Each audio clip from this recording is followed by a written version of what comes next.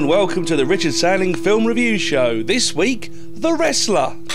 The Wrestler is a very modern film in that it has an overall story arc of nothing. Nothing really happens in this film. It is essentially a relentlessly low-key character study filmed almost like a documentary. Every scene and almost every shot follows Mickey Rourke going about his day-to-day business. Thankfully, this is all done well by Darren Aronofsky and Mickey Rourke. I don't think Oscar-worthy well, but done well nonetheless.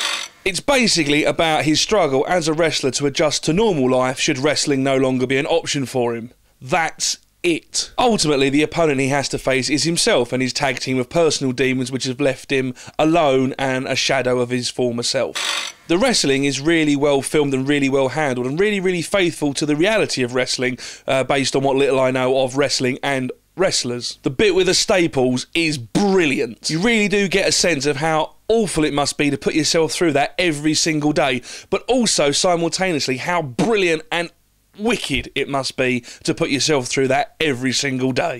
People are always talking about Mickey Rourke's wilderness years like he hadn't done anything between Angel Heart and Sin City, which incidentally he should have been nominated for because that was frankly the best performance I saw in a supporting role that year. Mickey Rourke hasn't been in the wilderness, he's been acting in films. Films you haven't seen or watched, but he's been out there doing films like Get Carter, The Animal Factory, Double Team.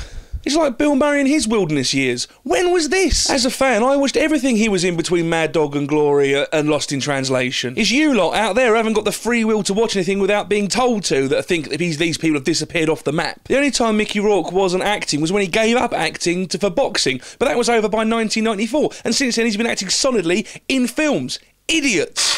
People have said The Wrestler is no Rocky or Raging Bull, but I think that's unfair because it's not trying to be, it's attempting a different path of far subtler poetry. If anything, it's Aging Bull. It isn't an underdog story or a comeback story. It's basically about someone realising that they might not be able to do what they do and love doing forever. He isn't really a washed-up has-been. He was big in the 80s, sure, and fallen on harder times, but he's still wrestling and everyone still really likes him. And he isn't even really making a comeback because the big match at the end is just an anniversary match for all the fans at a fanboy convention, so there's no TV or brass ring to be grasped at. So it's not a comeback movie and it's not an underdog movie. I don't really know what it is, except that it's really good and really sad and really emotionally vibrant. Although nothing really happens in The Wrestler, you do leave with a really strange, profound sense of something or other, like you have just witnessed a masterpiece, even though, as I say, nothing happened.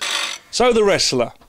Does Mickey Rourke lay a smackdown on his former self and win the Royal Rumble of life? Well, that would be telling, wouldn't it? To conclude, go and see The Wrestler. It is amazing. Mickey Rourke is good, Marissa Tomei is good, Darren Aronofsky is good. The whole thing is good. And despite the fact that nothing happens, it really is an overwhelming emotional experience to witness this film. I can't really do it justice in words, so I'm not going to, other than to say, go and see The Wrestler, go and see The Wrestler. I've been Richard Sandling. Thanks for watching my film review show.